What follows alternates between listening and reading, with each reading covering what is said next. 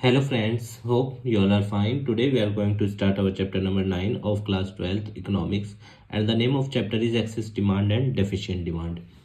Basically इस chapter के अंदर हम कवर करेंगे उन सिचुएशंस के बारे में कि कब देश में एग्रीगेट डिमांड जो है एग्रीगेट सप्लाई से ज़्यादा होती है या वो कौन से रीज़न हैं जिसकी वजह से एक्सेस डिमांड होती है। फिर हम ये भी देखेंगे कि एक्सेस डिमांड के होने के कारण से देश पे क्या फ़र्क पड़ता है, आउटपुट पे क्या फ़र्क पड़ता है, इनकम पे क्या फ़र्क पड़ता है, वो सब हम इस चैप्टर के अंदर कवर करेंगे। सो let us start. Excess demand refers to the situation when aggregate demand is more than the aggregate supply corresponding to full employment level of the output in the economy। तो उस situation को हम excess demand बोलते हैं जब क्या होता है एग्रीगेट डिमांड किससे ज़्यादा हो, एग्रीगेट सप्लाई से, फुल एम्प्लॉयमेंट पॉइंट से आगे जाकर। देखिए मान लीजिए कर्व है एग्रीगेट डिमांड और एग्रीगेट सप्लाई का। ये तो ब्रेक इवन पॉइंट है हमारा जहाँ पे ए डी इक्वल टू क्या होता है ए एस होता है और इस पॉइंट से आगे यहाँ पे होना चाहिए था फुल एम्प्लॉयमेंट पॉइंट यहाँ पे, पर वो एग्रीगेट डिमांड ज़्यादा हो रही है, एक्सेस हो रही है, तो वो यहाँ इक्वल हो रहा है। तो जो ये गैप है ना ये हमारा इन्फ्लेशनरी गैप है। इन्फ्लेशनरी गैप क्या मतलब कि देखिए मान लीजिए डिमांड ज़्यादा है, एग्रीगेट डिमांड ज़्यादा है और एग्रीगेट सप्लाई है कम। तो अब डिमांड ज़्यादा है, एग्रीगेट डिमांड ज़्यादा है, तो रेट क्या होंगे चीज़ों के, मनी सप्लाई बढ़ जाएगी देश में, तभी तो लोग डिमांड ज़्यादा कर रहे हैं और चीज़ों के प्राइस क्या होंगे, ज़्यादा होंगे, क्योंकि एग्रीगेट डिमांड ज़्यादा है और एग्रीगेट सप्लाई कम है। तो जब सप्लाई कम है और डिमांड ज़्यादा है तो जाहिर सी बात है रेट क्या होंगे, हाई होंगे। तो इसको हम यहाँ पे भी ड्रॉ करके देखते हैं। देखिए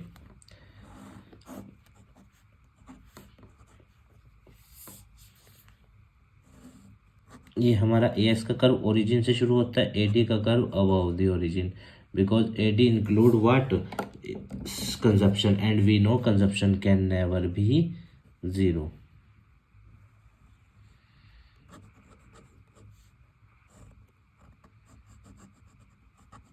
तो ये जो पॉइंट है हमारा, ये हमारा इन्फ्लेशनरी गैप है। ठीक है, inflationary gap means prices of the commodity will rise when there is the situation of excess demand in the economy. Remember, ये भी हम देखेंगे भी कि आउटपुट पे क्या फ़र्क पड़ता है, इनकम पे क्या फ़र्क पड़ता है। So let us see the reasons of excess demand. तो एक्सेस डिमांड में arise due to several factors, some important factors are discuss below. Rise in propensity to consume. देखिए जब किसी व्यक्ति की कंज्यूम करने की क्षमता बढ़ जाती है या किसी देश की कंज्यूम करने की क्षमता बढ़ जाती है तो फिर क्या होता है, उस देश में लोग डिमांड ज़्यादा करते हैं और वो सिचुएशन कौन सी हो जाती है, हमारी एक्सेस डिमांड की। ठीक है, दूसरा पॉइंट क्या है, रिडक्शन इन टैक्स। मान लो चीज़ों के ऊपर टैक्स कम हो गए देश के अंदर, तो लोग फिर उनकी डिमांड क्या करेंगे, ज़्यादा करेंगे। और जब लोग उनकी डिमांड ज़्यादा करेंगे चीज़ों की जिन पे टैक्स कम है, तो जाहिर सी बात है उन चीज़ों की डिमांड क्या हो जाएगी, ज़्यादा। पर उनकी एग्रीगेट सप्लाई क्या है देश के अंदर, वो तो उतनी ही है, टैक्स कम होने की वजह से डिमांड ज़्यादा हुई है ना। Increase in government expenditure. देखिए जब गवर्नमेंट फिस्कल पॉलिसी के अंतर्गत लोगों पे खर्चा ज़्यादा करती है सोसाइटी में सोशल वेलफेयर के लिए, तो उससे क्या होता है, देश में मनी सप्लाई बढ़ती है, और जब मनी सप्लाई बढ़ती है तो फिर लोगों के पास पैसा आता है, तो फिर एग्रीगेट डिमांड बढ़ती है। इसको एक और पॉइंट ऑफ व्यू से देख सकते हैं। मान लो जैसे गवर्नमेंट खर्चा ज़्यादा कर रही है, फ्री एजुकेशन, फ्री हेल्थ या ट्रैवलिंग फ्री दे रही है जैसे दिल्ली की गवर्नमेंट, तो उसमें क्या होगा, फिर लोगों का पैसा क्या होगा, कम खर्च होगा। तो जब लोगों का पैसा इन सब चीज़ों के लिए कम खर्च होगा तो उनके पास पैसा बचेगा और फिर उस पैसे को वो क्या करेंगे, खर्च करेंगे दूसरी चीज़ों पे, और फिर देश में एग्रीगेट डिमांड बढ़ जाएगी। Increase in investment. जब देश के अंदर नए नए बिजनेस खुलते हैं तो उससे लोगों को रोज़गार मिलता है, उनके पास पैसा आता है, और जब उनके पास पैसा आता है तो फिर एग्रीगेट डिमांड बढ़ती है। Fall in import. मान लो बाहर से सामान आना बंद हो गया तो फिर क्या होगा, जाहिर सी बात है जब बाहर से सामान ही नहीं आ रहा होगा उसकी सप्लाई इफेक्ट हो जाएगी और क्या होगा, एग्रीगेट डिमांड ज़्यादा हो जाएगी। या इसको ऐसे भी समझ लो कि फॉल इन इम्पोर्ट में बाहर से सामान नहीं आ रहा है तो फिर अपने देश के डोमेस्टिक प्रोडक्ट्स की डिमांड क्या हो जाएगी, हाई हो जाएगी। Rise in export. मान लो एक्सपोर्ट बढ़ गया, बाहर माल ज़्यादा जा रहा है देश से और देश में कम बच रहा है, तो जाहिर सी बात है देश में क्या हो जाएगी, डिमांड ज़्यादा हो जाएगी, क्योंकि देश में पर्याप्त नहीं है ना देश की डोमेस्टिक डिमांड को पूरा करने के लिए। डेफिशिएंट फाइनेंसिंग क्या होता है, जिसके अंदर बहुत ही ज़्यादा पैसा क्या कराया जाता है, गवर्नमेंट के द्वारा खर्च किया जाता है, जिसके चलते फिर क्या होता है, देश में मनी सप्लाई बढ़ जाती है, और जब मनी सप्लाई बढ़ती है तो फिर उससे क्या होता है, लोगों के पास पैसा आता है और एग्रीगेट डिमांड बढ़ जाती है। अब एक्सेस डिमांड की जो सिचुएशन है, ये तो आप समझ ही गए कि उसके होती किस कारण से है। अब जब वो एक्सेस डिमांड देश में प्रिवेल करेगी तो उससे होगा क्या, तो पहले हम ये देखेंगे कि आउटपुट पे क्या फर्क पड़ता है, फिर एम्प्लॉयमेंट पे, फिर प्राइसेस पे। तो आइए देखते हैं। Excess demand has the following effect on output, employment and general price level. So the first one is effect on output. अब देखो, सप्लाई में कोई चेंज आ रहा है, सप्लाई तो उतनी है, डिमांड ही तो ज़्यादा हो रही है, तो याद रखना आउटपुट में कोई फर्क नहीं पड़ेगा। ठीक है, आउटपुट वही रहेगा फुल एम्प्लॉयमेंट पॉइंट वाला, जितने लोगों को फुल एम्प्लॉयमेंट पॉइंट तक ही एग्रीगेट डिमांड और एग्रीगेट सप्लाई इक्वल हो सकते थे इकोनॉमी में, और वो पॉइंट अचीव हो चुका है। अब उससे ज़्यादा हो रही है तो फिर आउटपुट का तो कोई रोल ही नहीं रह जाता है, क्योंकि वो थोड़ी चेंज होगा, डिमांड ही तो लोगों की चेंज हो रही है। Does not affect the level of output as full employment point is already achieved। ठीक है, इफेक्ट ऑन एम्प्लॉयमेंट, एम्प्लॉयमेंट पे क्या फर्क पड़ेगा, कोई फर्क नहीं पड़ेगा, क्योंकि फुल एम्प्लॉयमेंट पॉइंट अचीव हो ही चुका है, वो तो उससे आगे जाके इक्वल हो रही है ना। अभी हमने कर्व में देखा कि ये कौन सा पॉइंट है, ये फुल एम्प्लॉयमेंट पॉइंट यहाँ अचीव हो चुका है, वो यहाँ इक्वल है। तो जब यहाँ जितने लोगों को ADAS के इक्वल हो चुका है, जितने लोगों को जॉब चाहिए थी उतनों को मिल गई, तो फिर एम्प्लॉयमेंट में तो कोई चेंज ही नहीं आएगा। ठीक है, ये भी आपको ध्यान रखना है, जब एक्सेस डिमांड होती है आउटपुट पर, एम्प्लॉयमेंट में कोई चेंज नहीं आता। There will be no change in the level of employment as the economy already achieve full employment point. Okay, prices पे देखते हैं, प्राइसेस पे क्या फर्क पड़ता है, effect on general price level. So prices will rise because the aggregate demand is continuously rising and the aggregate supply is not getting changed। तो जब एग्रीगेट सप्लाई चेंज नहीं हो रही है और एग्रीगेट डिमांड लगातार बढ़ती जा रही है, तो जाहिर सी बात है चीज़ों के रेट क्या होंगे, बढ़ेंगे। एक बात और ध्यान रखना, एक्सेस डिमांड तभी होती है जब देश में मनी सप्लाई ज़्यादा होती है। तो यहाँ आप फोर्थ पॉइंट भी डाल सकते हो कि मनी सप्लाई क्या होगी, ज़्यादा होगी, तभी एक्सेस डिमांड होगी, याद रखना। डेफिशिएंट डिमांड, अब देश में डिमांड कम कब होगी, ठीक है, आइए देखते हैं। वही जो एक्सेस डिमांड के रीजन है ना, उनका उल्टा कर देंगे तो वो इसके रीजन बन जाएंगे। Deficient demand refers to the situation when aggregate demand is less than the aggregate supply corresponding to the full employment level से पहले इक्वल हो जाते हैं। आइए इसका कर्व देखते हैं। तो देखो, फुल एम्प्लॉयमेंट पॉइंट ये है जहां पे AD इक्वल टू AS होना चाहिए था, पर वो कहाँ इक्वल हो रहा है, यहाँ पे। तो ये जो बीच का गैप है ना, ये है डिफ्लेशनरी गैप, मतलब इतनी डिमांड कम पड़ गई फुल एम्प्लॉयमेंट पॉइंट तक जाने तक। तो अब क्या होगा, जाहिर सी बात है, जब डिमांड कम है तो प्राइस क्या होंगे, गिरेंगे। तो याद रखना, जब भी डिफिशिएंट डिमांड होती है डिफ्लेशन होता है देश में, और डिफ्लेशन के दौरान चीज़ों के रेट क्या होते हैं, गिरते हैं। ये मैं आपको कर्व बना के भी दिखा रहा हूँ फिर से, देखिए, ये हमारा AS का कर्व, ये हमारा AD का कर्व। अब ये फुल एम्प्लॉयमेंट पॉइंट है, यहाँ होना चाहिए था इक्वल, पर वो हुआ कहाँ इक्वल, यहाँ। तो ये जो इतना गैप बचा ना ये इक्वल होने का, ये हमारा डिफ्लेशन है। ठीक है, अब डिफ्लेशन चल रहा है तो प्राइस क्या होंगे, कम होंगे। और डिमांड कम कब होती है देश में, जब पैसा नहीं होता लोगों पे, तो यानी मनी सप्लाई भी कम है। और एम्प्लॉयमेंट क्या है, अब डिमांड कम है, लोग दुकानों पे नहीं जा रहे, मतलब उनके पास रोजगार नहीं है, पैसा नहीं है, एम्प्लॉयमेंट भी कम। आउटपुट पे क्या फर्क पड़ेगा, अब फुल एम्प्लॉयमेंट पॉइंट तो यहाँ अचीव होना था, वो यहाँ इक्वल हो रहा है, तो आउटपुट को कम करना पड़ेगा, कम हो जाएगा आउटपुट भी। और नेशनल इनकम देश की वो भी घट जाएगी। ठीक है, वो इनकम में ही आ जाएगा। तो आइए देखते हैं reasons for deficient demand, let us see. तो वही एक्सेस डिमांड के जो रीजन है ना, उनका उल्टा अगर हम कर देंगे तो वो डिफिशिएंट डिमांड के रीजन बन जाएंगे। जैसे decrease in propensity to consume, अगर देश में लोगों की कंज्यूम करने की क्षमता घट गई तो डिमांड कम हो जाएगी। और कंज्यूम करने की क्षमता कब घटती है, जब लोगों के पास पैसा कम होता है। दूसरा, इंक्रीज इन टैक्स, अगर चीज़ों के टैक्स बढ़ गए तो फिर लोग उनकी डिमांड क्या करेंगे, कम करेंगे। डिक्रीज इन गवर्नमेंट एक्सपेंडिचर, सरकार अगर लोगों के लिए कम खर्चा करे, हेल्थ ना दे, उनको फ्री में एजुकेशन ना दे, तो लोगों का पैसा ज़्यादा खर्च हो जाएगा, और जब लोगों का पैसा ज़्यादा खर्च हो जाएगा तो उनके पास बचेगा ही नहीं एग्रीगेट डिमांड करने के लिए। फॉल इन इन्वेस्टमेंट एक्सपेंडिचर, देश में मान लो बिजनेस नहीं खुल रहे हैं और देश में इन्वेस्टमेंट कम होती जा रही है, तो उससे भी क्या होगा, एम्प्लॉयमेंट जनरेशन कम होगा, और जब एम्प्लॉयमेंट जनरेशन कम होगा तो लोगों के पास पैसा भी नहीं होगा, फिर वो एग्रीगेट डिमांड भी नहीं करेंगे।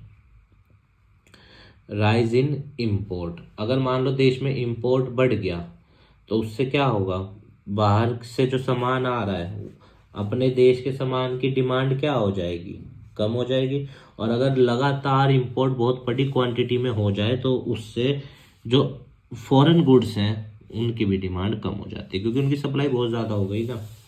फॉल इन एक्सपोर्ट, मान लो बाहर माल जाना बंद हो गया तो अपने देश में उसकी सप्लाई बढ़ जाएगी, डिमांड कम पड़ जाएगी, तो ये इसके कारण भी डिफिशिएंट डिमांड होता है। तो अब आपको ये बात ध्यान रखनी है कि देखो जब एक्सेस डिमांड होता है तो इनका आपको लिखना है उल्टा, और जब डिफिशिएंट डिमांड होता है तो फिर एक्सेस डिमांड के रीजंस का उल्टा लिख देना है। इम्पैक्ट आप एक्सेस डिमांड में समझ गए, आउटपुट पे कोई नहीं होता, एम्प्लॉयमेंट पे कोई फर्क नहीं पड़ता, प्राइसेस बढ़ जाते हैं क्योंकि इन्फ्लेशनरी गैप आ जाता है एक्सेस डिमांड में, और मनी सप्लाई बढ़ जाती है। आइए डिफ्लेशन में देखते हैं क्या क्या होता है। Impact of deficient demand, generally deficient demand adversely effect the level of output, इन पर इसका बुरा प्रभाव पड़ता है। सबसे पहले आउटपुट पर देखते हैं। देखिए अब डिमांड क्या है, कम है, और सप्लाई फुल एम्प्लॉयमेंट पॉइंट के इक्वल नहीं हो रही, तो उससे क्या होगा, प्लान्ड आउटपुट घटना पड़ेगा या घटाना पड़ेगा या वो घटेगा, क्योंकि वो सप्लाई ज़्यादा हो गई ना इस वजह से। तो planned output will fall due to lack sufficient aggregate demand, पर्याप्त नहीं थी तो उसको कम करना पड़ेगा। अब डिमांड कम कब होती है, जब एम्प्लॉयमेंट देश में कम हो, तभी तो लोगों को पैसा नहीं होगा, लोग डिमांड नहीं करेंगे, तो effect on employment. Deficient demand cause involuntary unemployment in the economy, due to involuntary unemployment means the situation in which the individual is willing to do work and is agreeing to do work at the prevailing wages rate but do not find the work और do not get the work. ठीक है। General price level, अब demand कम है और supply ज़्यादा है तो रेट तो जाहिर सी बात है देश में चीज़ों के गिरेंगे। तो when there is deficient demand cause the general price level to fall due to lack of demand for goods and services. ठीक है। अब हम कैसे एक्सेस डिमांड को कंट्रोल करेंगे, और फिर इसी का ही उल्टा करेंगे इन पॉइंट्स का, तो डिफिशिएंट डिमांड कंट्रोल हो जाएगी। ठीक है। तो आइए देखते हैं, जो पॉइंट्स हम एक्सेस डिमांड में कंट्रोल करने के लिख रहे हैं वो हम डिफिशिएंट डिमांड में डाल देंगे उसको ठीक करने के लिए। ये बात आपको ध्यान रखना है, उनका उल्टा कर देंगे वहां पे। तो there are number of measures to control excess demand and deficient demand, however the scope of syllabus restrict the study of following measures. तो तरीके तो बहुत सारे हैं, पर जो हमारे सिलेबस में हम वो देखेंगे। अब एक बात याद रखना, दो तरीकों से एक्सेस डिमांड कंट्रोल होती है, दो पॉलिसीज के जरिए। एक तो है फिस्कल पॉलिसी जो गवर्नमेंट बनाती है, और दूसरी जो है वो है मॉनेटरी पॉलिसी जो सेंट्रल बैंक बनाता है। तो मॉनेटरी पॉलिसी को भी हम देखेंगे, उसके अंदर भी फिर दो चीजें हैं, क्वालिटेटिव तरीके और क्वांटिटेटिव तरीके। ठीक है। मॉनेटरी पॉलिसी के अंदर आइए देखते हैं, सबसे पहले फिस्कल पॉलिसी के अंदर क्या क्या आता है। तो आइए अब देखते हैं कि कैसे हम इसके जरिए करें। तो चेंज इन गवर्नमेंट स्पेंडिंग, पहला पॉइंट है डिफिशिएंट डिमांड को ठीक करने के लिए। मान लो सरकार आपके लिए ज़्यादा पैसा खर्च करेगी तो आपका पैसा पब्लिक एक्सपेंडिचर कम होगा, एग्रीगेट डिमांड बढ़ जाएगी। और अगर सरकार आपके लिए कम खर्च करती है तो लोगों का पैसा ज़्यादा खर्च होगा, एग्रीगेट डिमांड कम हो जाएगी। समझ आ रहा है? ऐसे हम एक्सेस डिमांड और डिफिशिएंट डिमांड को एक साथ कवर कर रहे हैं कि कैसे ठीक कर सकते हैं। टैक्सेस, मान लो डिमांड ज़्यादा है तो टैक्स बढ़ा दो, टैक्स बढ़ते ही रेट बढ़ेगा, डिमांड कम हो जाएगी। और अगर डिफिशिएंट डिमांड की सिचुएशन चल रही है तो टैक्स घटा दीजिए, टैक्स घटते ही प्राइस गिरेगा, प्राइस गिरते ही लोग ज़्यादा डिमांड करेंगे। ये दोनों तरीके थे फिस्कल पॉलिसी के। अब हम जो देखने जा रहे हैं वो मॉनेटरी मेजर्स हैं। रेपो रेट, पहले तो रेपो रेट समझ लो क्या होता है। रेपो रेट वो रेट होता है जिसपे कमर्शियल बैंक जो है वो सेंट्रल बैंक से लोन लेते हैं, किस टाइम के लिए, छोटे टाइम के लिए। मान लो डिमांड ज़्यादा हो रही है देश में, तो ये रेपो रेट बढ़ गया। अब रेपो रेट बढ़ गया तो क्या होगा, उससे कमर्शियल बैंक जो है वो सेंट्रल बैंक से लोन कम लेंगे। अब जब कमर्शियल बैंक सेंट्रल से कम लेंगे तो कमर्शियल बैंक पब्लिक को भी लोन कम देंगे, मनी सप्लाई कम हो जाएगी और एग्रीगेट डिमांड कम हो जाएगी। और मान लो अगर डिफिशिएंट डिमांड चल रही तो इस रेट को घटा दो। इस रेट के घटते ही क्या होगा, कमर्शियल बैंक सेंट्रल से ज़्यादा लेंगे, और जब कमर्शियल बैंक सेंट्रल से ज़्यादा लेंगे तो कमर्शियल बैंक पब्लिक, पीएल का मतलब पब्लिक को लोन ज़्यादा देंगे। एमएस का मतलब मनी सप्लाई बढ़ जाएगी। एडी का मतलब एग्रीगेट डिमांड बढ़ जाएगी। दूसरा तरीका है बैंक रेट। बैंक रेट क्या होता है, इसमें कमर्शियल बैंक बोरो करते हैं मनी सेंट्रल बैंक से लॉन्ग पीरियड के लिए। मान लो ये रेट बढ़ गया तो कमर्शियल बैंक सेंट्रल बैंक से लोन कम लेंगे, और जब सेंट्रल बैंक से लोन कम लेंगे तो पब्लिक को लोन पीएल कम देंगे, मनी सप्लाई कम हो जाएगी, एग्रीगेट डिमांड कम हो जाएगी। ये था एक्सेस डिमांड को ठीक करने का। अब डिफिशिएंट डिमांड के केस में उल्टा, बैंक रेट घट गया तो कमर्शियल बैंक सेंट्रल से ज़्यादा लोन लेंगे, पब्लिक को ज़्यादा देंगे, मनी सप्लाई बढ़ेगी, एग्रीगेट डिमांड बढ़ेगा। लीगल रिजर्व रेशो, ये वो होता है जो कमर्शियल बैंक्स को अपने पास रखना होता है पैसा कैश के रूप में, ताकि जो लोग विड्रॉ करने आ रहे हैं उनको पैसा देना है ना। तो अगर ये रेट ज़्यादा है तो कमर्शियल बैंक अपने पास ज़्यादा पैसा रखेगा, पब्लिक को लोन कम देगा, मनी सप्लाई कम, एग्रीगेट डिमांड कम, एक्सेस डिमांड ठीक हो गई। और अगर मान लो डिफिशिएंट डिमांड चल रही तो अपने पास कम रखेगा, कमर्शियल बैंक पब्लिक को लोन ज़्यादा देगा, मनी सप्लाई बढ़ेगी, एग्रीगेट डिमांड बढ़ जाएगी। कैश रिजर्व रेशो, ये वो अमाउंट होता है जो कमर्शियल बैंक्स को सेंट्रल बैंक के पास रखना होता है। मान लो एक्सेस डिमांड चल रही तो ये रेट ज़्यादा होगा ताकि कमर्शियल बैंक सेंट्रल बैंक के पास पैसा ज़्यादा रखे, और जब कमर्शियल बैंक सेंट्रल बैंक के पास ज़्यादा रख देगा तो पब्लिक के पास कम, पब्लिक को लोन कम देगा, मनी सप्लाई कम, एग्रीगेट डिमांड कम। डेफिशिएंट डिमांड चल रहा है मान लो देश में, तो cash reserve ratio central bank के पास कम रखेगा, घट जाएगा, कम रखेगा, पब्लिक को ज़्यादा देगा, मनी सप्लाई ज़्यादा होती है और एग्रीगेट डिमांड ज़्यादा हो जाएगी। रिवर्स रेपो रेट, ये वो रेट होता है जिसपे कमर्शियल बैंक सेंट्रल बैंक को लोन देते हैं। तो अगर ये रेट बढ़ गया तो कमर्शियल बैंक सेंट्रल बैंक को ज़्यादा देंगे, क्योंकि कमर्शियल बैंक को ब्याज ज़्यादा मिलेगा ना उस टाइम, तो कमर्शियल बैंक सेंट्रल बैंक को ज़्यादा दे देंगे, फिर पब्लिक को कम देंगे, मनी सप्लाई कम, एग्रीगेट डिमांड कम। डिफिशिएंट डिमांड के केस में ये रेट घटेगा, और जब ब्याज कम मिलेगा तो कमर्शियल बैंक सेंट्रल बैंक को कम देंगे, पब्लिक को लोन ज़्यादा देंगे, मनी सप्लाई बढ़ेगी, एग्रीगेट डिमांड बढ़ेगी। SLR, सिचुएटरी लिक्विडिटी रेशो, ये क्या होता है, इसमें कमर्शियल बैंक्स को अपने पास ही पैसा रखना होता है in the form of deposits. मान लो डिमांड ज़्यादा है, एक्सेस डिमांड की सिचुएशन है, तो अगर ये रेट बढ़ गया तो कमर्शियल बैंक अपने पास ज़्यादा रखेंगे तो पब्लिक को कम देंगे, मनी सप्लाई कम, एग्रीगेट डिमांड कम। और अगर मान लो डिफिशिएंट डिमांड चल रही, SLR घट गया तो कमर्शियल बैंक पब्लिक को लोन ज़्यादा, मनी सप्लाई ज़्यादा, एग्रीगेट डिमांड ज़्यादा। ये थे क्वांटिटेटिव तरीके। आइए और देखते हैं।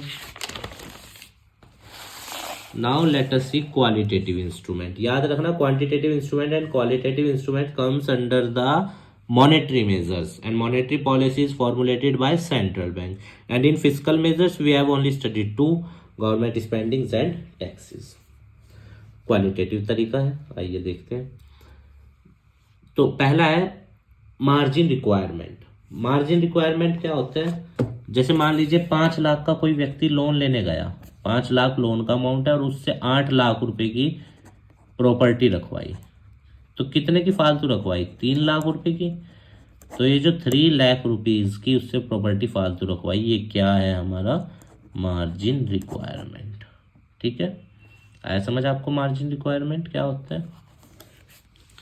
तो अगर मान लो ये बढ़ गया तो जनता से प्रॉपर्टी ज़्यादा की रखवाएंगे, कोलेटरल ज़्यादा की, तो जनता लोन कम लेगी, और जब जनता लोन कम लेगी मनी सप्लाई कम हो जाएगी, एग्रीगेट डिमांड कम हो जाएगी।